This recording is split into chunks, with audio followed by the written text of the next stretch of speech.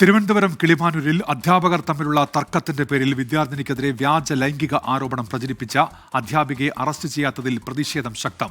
രാഷ്ട്രീയ സാമ്പത്തിക സ്വാധീനത്താൽ ചന്ദ്രലേഖയെ അറസ്റ്റ് ചെയ്യുന്നില്ല എന്നാരോപിച്ച് കുട്ടിയുടെ മാതാപിതാക്കൾ രംഗത്തെത്തി. ചന്ദ്രലേഖയ്ക്ക് മാനേജ്മെന്റ് നിയമിച്ച അധ്യാപകരോട് പകയെന്ന് വ്യാജ പ്രചാരണത്തിന് ഇരയായ അധ്യാപകൻ 24നോട് പറഞ്ഞു.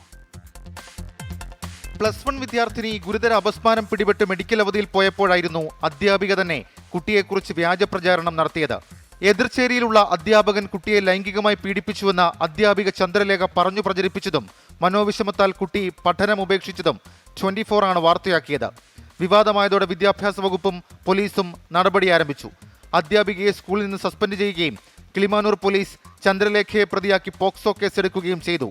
കേസെടുത്ത് 2 ദിവസം കഴിഞ്ഞിട്ടും ചന്ദ്രലേഖയെ അറസ്റ്റ് ചെയ്യാത്തതിലാണ് കുട്ടിയുടെ കുടുംബത്തിന്റെ പ്രതിഷേധം. നമ്മൾ പാവങ്ങൾ ജീവിക്കാൻ മാർഗമില്ലാതെ കിടന്ന് കഷ്ടപ്പെടുന്ന നമ്മളായതുകൊണ്ട് പണ സ്വാധീനവും രാഷ്ട്രീയ സ്വാധീനവും ഉള്ളവരെ അറസ്റ്റ് ചെയ്യില്ലേ? അവർക്ക് മാത്രമേ പോലീസും ഉദ്യോഗസ്ഥരും മാത്രം കൂട്ടു നിൽക്കുകയുള്ളൂ. ചന്ദ്രലേഖയുടെ നേതൃത്വത്തിൽ സ്കൂൾ രജിസ്റ്റർ മോഷ്ടിച്ച് വിദ്യാർത്ഥിനിയുടെ വിവരങ്ങൾ മനസ്സിലാക്കിയെന്ന ഗുരുതര ആരോപണവുമായി വ്യാജ പ്രചാരണത്തിനിരയായ അധ്യാപകനും രംഗത്തെത്തി. ഈ പെൺകുട്ടിയുടെ പേരടങ്ങിയ രജിസ്റ്ററാണ് മോഷണം പോയിരിക്കുന്നത്. ഈ രജിസ്റ്റർ മോഷ്ടിച്ചതിന് ശേഷം ഈ പെൺകുട്ടിയുടെ പേരും വിവരങ്ങളും അഡ്രസ്സും ഡേറ്റ് ഓഫ് ബർത്തും ആധാർ നമ്പരും അടക്കം ഈ പറയുന്ന ലാബ് അസിസ്റ്റന്റ് ഇതേ സ്കൂളിലെ തന്നെ മറ്റൊരു അധ്യാപികയ്ക്ക് അയച്ചു കൊടുത്തു. അതിയുടെ പേര് ഞാൻ പറയുന്നില്ല. അറസ്റ്റ് വൈകുന്നതിൽ പ്രതിഷേധിച്ച കിളിമാനൂർ പോലീസ് സ്റ്റേഷനിലേക്ക് AISF-ഉം KSU-വും പ്രതിഷേധ മാർച്ച് സംഘടിപ്പിച്ചു. സ്റ്റേഷന് മുന്നിൽ കുത്തിയിരുന്ന് പ്രതിഷേധിച്ച KSU നേതാക്കളെ പോലീസ് കസ്റ്റഡിയിലെടുത്തു. ഷഫീദ് റൌത്തർ, 24 തിരുവനന്തപുരം.